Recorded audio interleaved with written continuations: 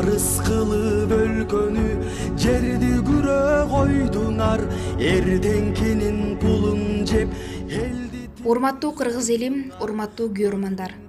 Мен чоңдордун намысына тийгин, элдин үнүн чагылдырган чыгарма аткарсам, көңүңүздөр кабатырланып, кечирим сурап калба, качып кетпе, этият бол эми деген сыяктуу сөздөрдү чын дилден да, тамашалап да жазып жатасыздар.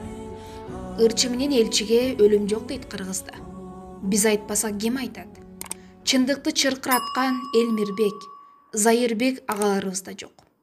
Андыктан чоңдорду чымчып, элдин пикирин ырдасам, эт жүрөктүн шоктугу деп кабыл алып, жалпыбыз терең маани берсек.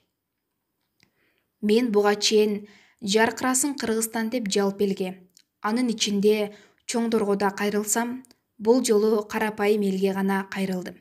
Анткени элдин тагдыры элге гана керек. Эл келечегин өзү аныктайт. Андыктан келе жаткан шайлоодо болбогон 5000 сом үчүн 5 жылдык өмүрүбүздү сатып ийип, анан 5 жыл бою сөгүнүп жүрбөй, эл үчүн кызмат кылуучуларды шайлайлы. Кыргызстанды сүйсөңөр, добушуңарды сатпагыла деп кайрылып жатам.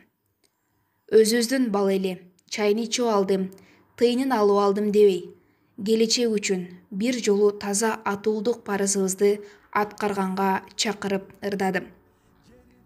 Жеке мага куугунтук болот деп кабатырланбаңыздар.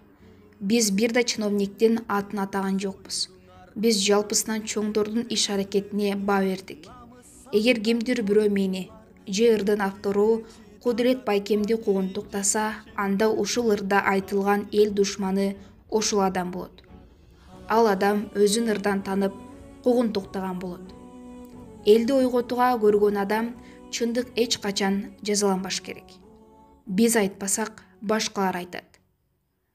Биз ыр түрүндө айтып, элдин бугун чыгарып жатабыз.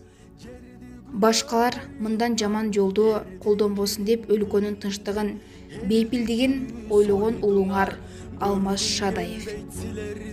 Намыс саткан сойкулар, кеткилечи тажатпай жетишинче тойдуңар.